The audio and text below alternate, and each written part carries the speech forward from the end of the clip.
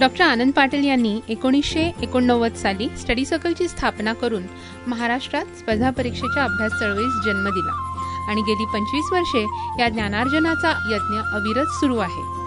या चळवळीने महाराष्ट्रातील सर्व घटकांमधील युवा वर्गाला यशाची, प्रगतीची आणि समाज परिवर्तनाची नवीन दिशा दाखवली. या 25 वर्षांमध्ये ज्ञानाच्या या यज्ञामुळे महाराष्ट्राला आणि देशाला अनेक कर्तव्यदक्ष, कर्तबगार, संवेदनशील आणि सर्जनशील प्रशासकीय अधिकारी लाभले. डॉक्टर आनंद पाटील यांच्या कार्याची एक महत्त्वाची फलश्रुती म्हणजे स्पर्धा परीक्षांविषयी बहुमूल्य साहित्य मराठीतून निर्माण होऊ लागले आणि याची मुहूर्तमेढ रोवली गेली स्पर्धा परीक्षा नोकरी संदर्भ या मासिकाच्या प्रकाशनाने. या साहित्यास व्यवसायाभिमुख आणि स्वतंत्र समाजोपयोगी साहित्य प्रवाह म्हणून ओळखले पाहिजे. या दृष्टिकोनातून स्पर्धा परीक्षा साहित्याचे महत्त्व स्वतंत्र रीतीने रुजवण्यासाठी व त्याविषयी जागृती निर्माण करण्यासाठी पुण्यात पहिले स्पर्धा परीक्षा साहित्य संमेलन 2010 साली आयोजित करण्यात आले होते. या पहिल्या स्पर्धा परीक्षा साहित्य संमेलनानंतर औरंगाबाद, नागपूर, नाशिक या शहरांमध्ये स्पर्धा परीक्षा साहित्य संमेलन आयोजित करण्यात आले आणि सांगताना खूप आनंद होतो की आज ही जी चळवळ आहे स्पर्धा परीक्षा साहित्य संमेलनाची, ही महाराष्ट्रातलीच नाही तर देशातली एक लोकप्रिय, स्वयंभू आणि सगळ्यात मोठी चळवळ झालेली आहे. यामध्ये प्रशासकीय अधिकाऱ्यांचा मुक्त संवाद विद्यार्थ्यांशी घडतो, परंतु शासकीय आर्थिक पाठिंबा कोणताही नाही. सगळे मैत्रीपूर्ण वातावरणात या स्पर्धा परीक्षा साहित्य संमेलनात सहभागी होतात आणि असं एक आगळं वेगळं मुक्त विचारपीठ स्पर्धा परीक्षा साहित्य संमेलनामुळे महाराष्ट्रातील विद्यार्थ्यांना लाभलेला आहे, महाराष्ट्रातील युवा वर्गाला लाभलेला आहे. एवढंच नाही तर महाराष्ट्रातील प्रशासकीय अधिकाऱ्यांना सुद्धा एकमेकांना भेटून आपले विचार मंथन करून प्रशासनास ज्या काही नव्या वाटा सुचतात, तसंच युवा वर्गाशी संवाद साधून ज्येष्ठ अधिकाऱ्यांना सर्जनशीलतेचा नवीन मार्ग आढळतो.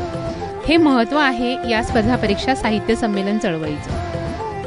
स्पर्धा परीक्षा साहित्य संमेलनाची ही चळवळ सगळ्यांना आपल्या बरोबर घेऊन जाणारी आहे. त्यामुळेच महाराष्ट्रात जी लोक स्पर्धा परीक्षा क्षेत्रामध्ये अभूतपूर्व योगदान करतात, त्यांचा विशेष गौरव स्पर्धा परीक्षा साहित्य संमेलनात केला जातो.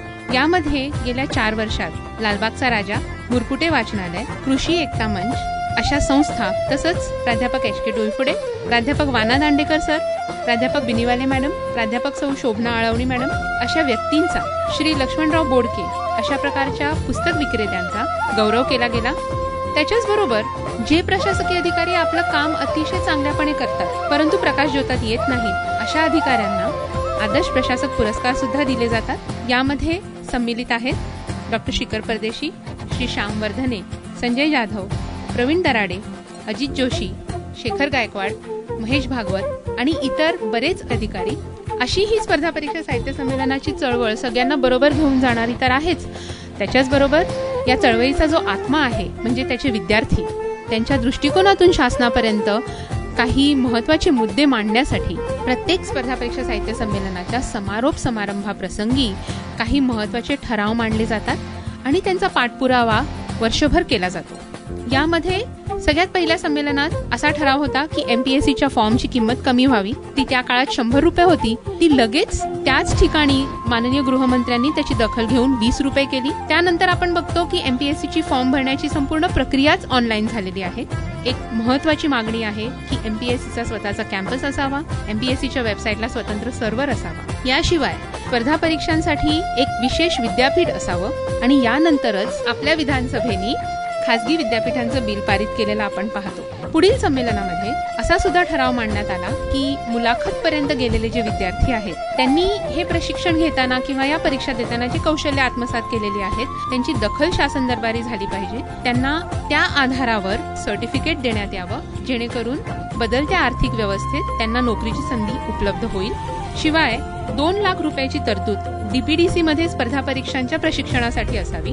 स्पर्धा परीक्षांचा अभ्यासक्रम 4थी पासून शाळेमध्ये घेण्यात यावा आणि नाशिकच्या स्पर्धा परीक्षा साहित्य संमेलनातील महत्त्वाचा ठराव म्हणजे जो विद्यार्थी महाराष्ट्रातून UPSC मध्ये भारतात पहिला येईल त्याला ग्लोबल एज्युकेशन अँड रिसर्च ट्रस्टतर्फे 1 लाख रुपयाचं रोख बक्षीस देण्यात येईल. तर असे हे महत्त्वाचे ठराव स्पर्धा परीक्षा साहित्य संमेलनात मांडले जातात आणि वर्षभर शासन दरबारी त्यांचा पाठपुरावा केला जातो, जेणेकरून स्पर्धा परीक्षांची तयारी करून प्रशासनात येऊ पाहणाऱ्या विद्यार्थ्यांना काही सवलती मिळाव्या, काही सोयी उपलब्ध व्हाव्यात आणि हे जी काही स्पर्धा परीक्षांची चळवळ आहे प्रामाणिकरण हिचं व्हावं आणि चांगल्या दर्जाचं साहित्य, चांगलं मार्गदर्शन विद्यार्थ्यांपर्यंत पोचावं.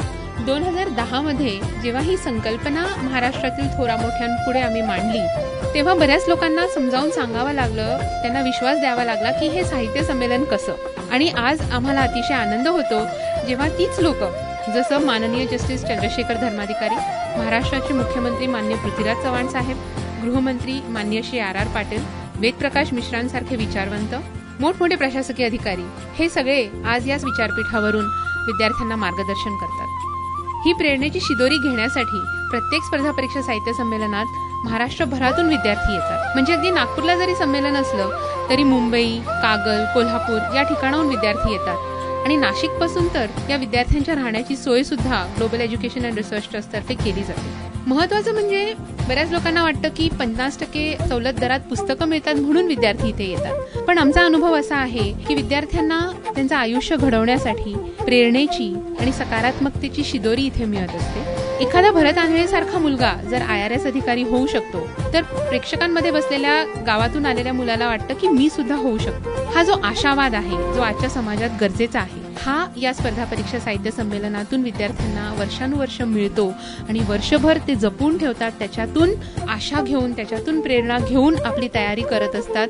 ही खरी ठेव आहे या स्पर्धा परीक्षा साहित्य संमेलन चळवळीची. आणि असंच 4 वर्षांचा हा मार्ग गाठत 5वं स्पर्धा परीक्षा साहित्य संमेलन कोल्हापूरमध्ये आपण साजरा करतो आहोत. हा उत्सव खरं तर स्पर्धा परीक्षा साहित्य संमेलन अध्यक्षांची एक पर्वणीच आहे. पहिले अध्यक्ष पानिपतकार श्री विश्वास पाटील, दुसरे अध्यक्ष माती पंख आकाशकार श्री ज्ञानेश्वर मुळे, तिसरे अध्यक्ष प्रशासनाची बखरकार श्री लक्ष्मीकांत देशमुख आणि चौथे अध्यक्ष शेतकरी मित्र आणि ज्येष्ठ प्रशासकीय अधिकारी श्री शेखर गायकवाड. आणि आता 5वे अध्यक्ष म्हणजे प्रशासकीय अधिकारी आणि त्याच्याच बरोबर कीर्तनकार डॉक्टर विजयकुमार फड आहेत. या स्पर्धा परीक्षा साहित्य संमेलनात स्वागत अध्यक्ष आहेत श्री बंटी पाटील. आणि 2 दिवसाच्या या भरगच्च कार्यक्रमात विद्यार्थ्यांना प्रेरणा, मनोरंजन, मार्गदर्शन आणि मुक्त संवाद या सगळ्यांचा आस्वाद घेता येणार आहे. आशा आहे की आतापर्यंत 4 स्पर्धा परीक्षा साहित्य संमेलनांना तुम्ही जे प्रेम दिलं, जो विश्वास दाखवला, तोच 5व्या स्पर्धा परीक्षा साहित्य संमेलनाला दाखवाल. आणि यावेळच्या साहित्य संमेलनाचं जे ब्रीद वाक्य आहे, कम गेट प्लेझंटली सरप्राइज्ड. तर जाताना यशाची गुरुकिल्ली तुम्हाला मिळेल, जाताना प्रेरणेची शिदोरी तुम्ही घेऊन जाल. त्याच्याचबरोबर ह्या 2 दिवसांमध्ये आम्ही बऱ्याच सरप्राइजेस तुमच्यासाठी आयोजित केलेल्या आहेत आणि मला नक्कीच खात्री आहे की याची गोड आठवण सुद्धा तुम्ही जाताना तुमच्यासोबत घेऊन जाल. धन्यवाद.